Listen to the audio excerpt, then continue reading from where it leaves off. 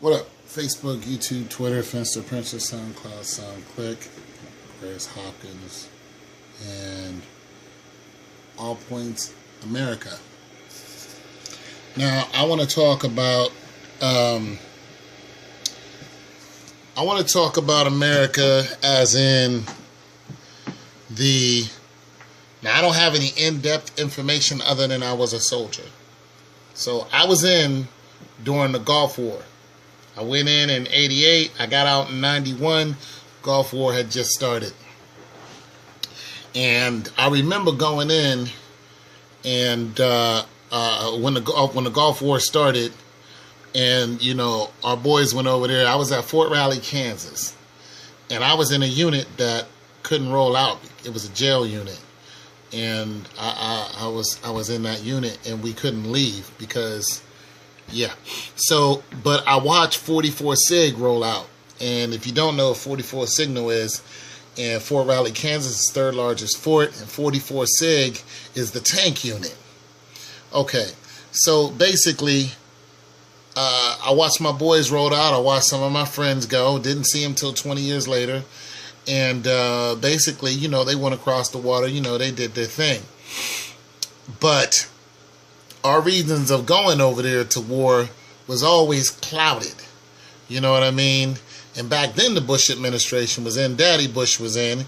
And we went over there to war. And, you know, speculations that we went over there for one reason. But the soldiers actually came back and said we went over there for a particular reason. Basically, it said we went over there and we surrounded all the oil fields or wells or whatever. So it's basically a war about oil. And then, you know, George Bush goes in. You know, he's in office, and boom, we're at war again. And I don't think it's a coincidence that people are speculating about the 9/11. Because of the way the buildings fell. They were demolition. They didn't fall by fire. And you could look in the history of fires and see that no building would ever fall like that.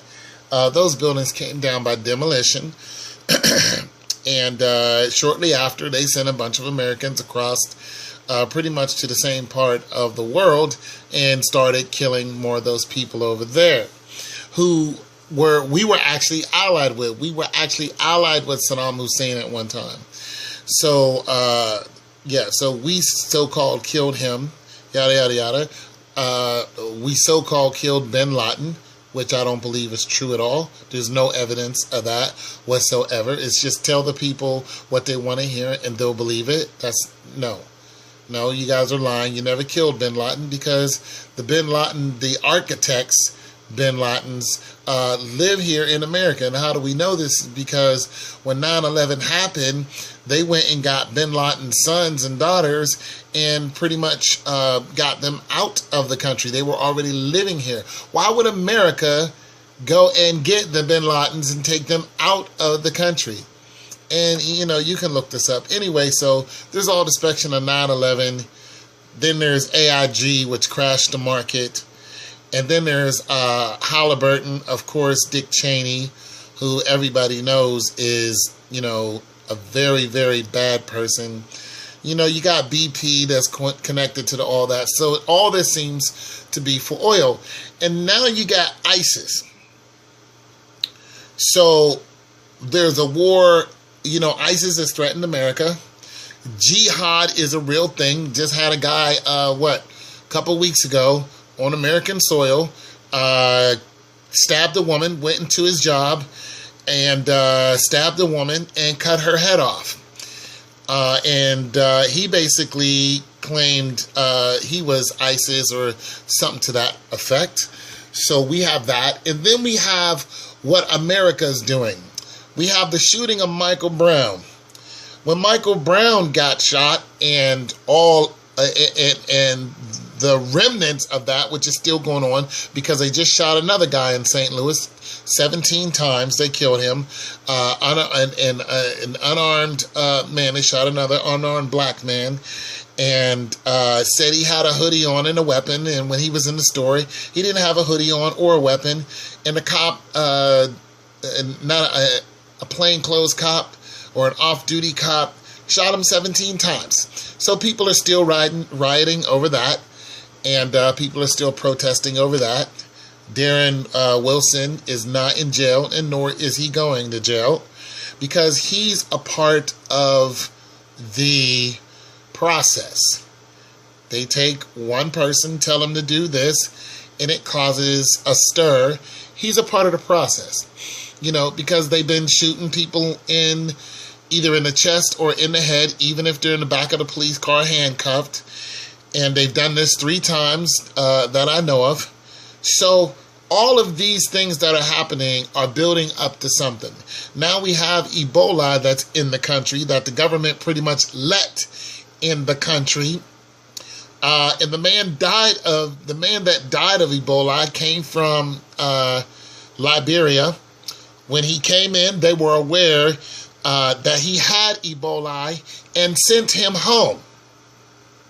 So the man has a deadly disease that's killed 30, 40 people in his country. I don't know the number, but it's killing people in his country. He comes over here with the disease. He tells people that he has the symptoms. They send him home. Does that make sense to you? So they send him home. The man comes back 2 days later, pretty much dies. So they quarantine 80 people. I talk about all this in my other video. Yada, yada, yada. They thought he was only a contact with 17, 18 people. Turns out to be 80. Now, one of those individuals who helped him when he was alive actually has Ebola. She contracted it too. She is a nurse. And she says she's doing fine, but I think in 2 weeks she'll be dead. And let's talk more military. Now, we know that the military... Oh, let's go back to the Darren Wilson and the Michael Brown shooting. So when the Michael Brown shooting happened, what did we see?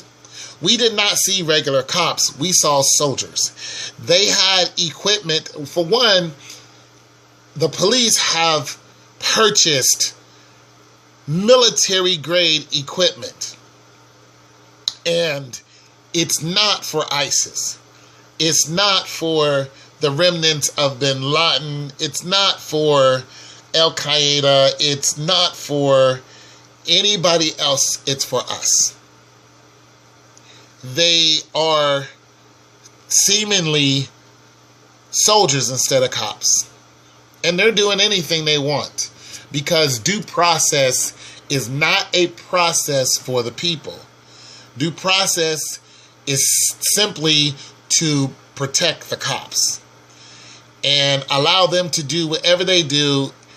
And when we get loud, when we start protesting, when we start firing back at them, when we come at them in an aggressive fashion, what they did with Michael Brown is a show of force. They didn't come out in regular riot gear.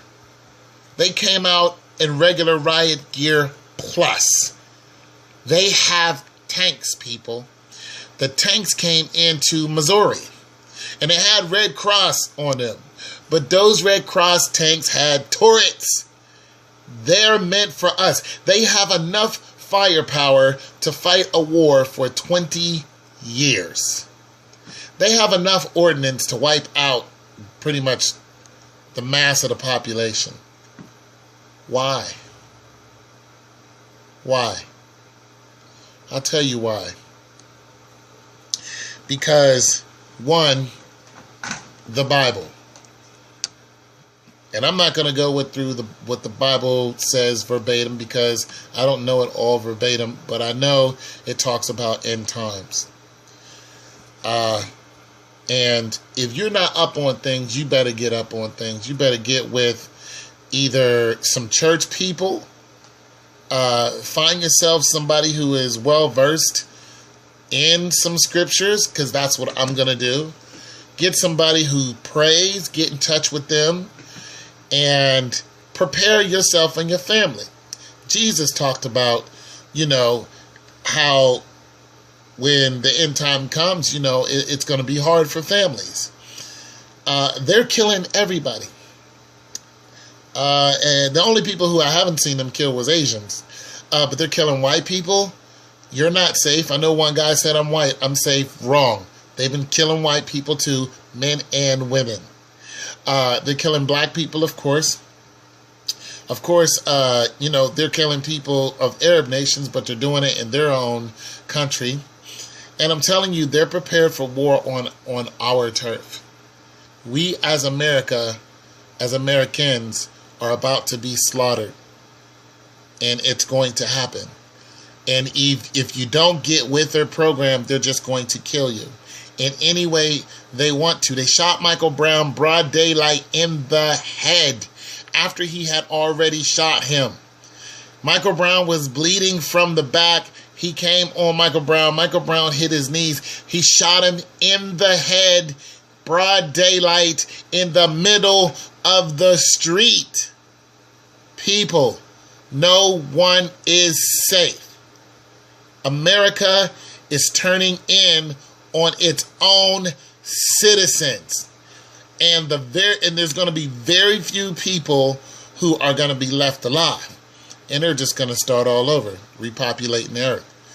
I'm telling you, somebody's about to push the button. Have you not noticed how Obama will not confront the police? He sent Eric Holder to do it, and Eric Holder just retired. That is not a mistake, people. That's not a mistake. He sent Eric Holder to do his job. Eric Holder said, I'm out. He came to Missouri for a short time, and he's done. I don't think that was an accident. Eric Holder's also the one they confronted about the weapons for that killed the border police that they were trying to use for finding out who the drug lords were in Mexico. The ones with the serial numbers that Obama said use an executive order and to close the case so nobody could look at the files. I'm telling you, they're going to kill us.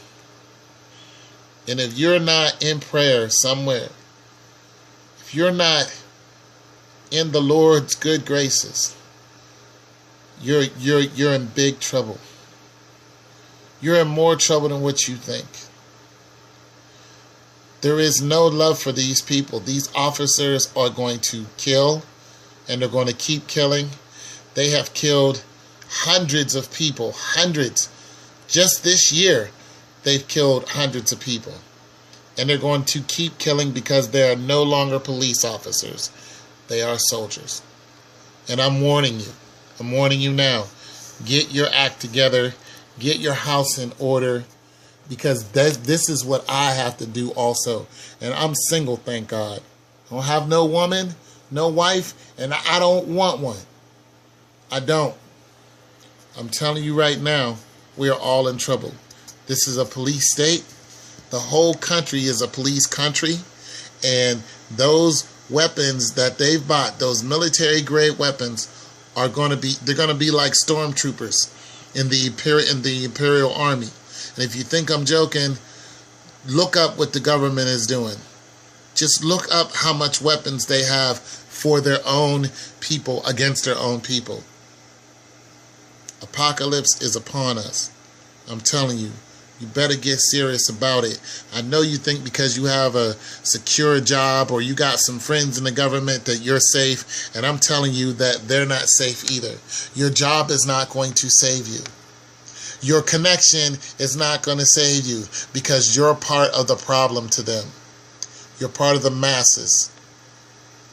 And you have to go so they can clear their way for what they're going to do. Why do you think they stopped funding the space station? Why do you think they don't send people to space no more? Because they need that money for war. We are at war.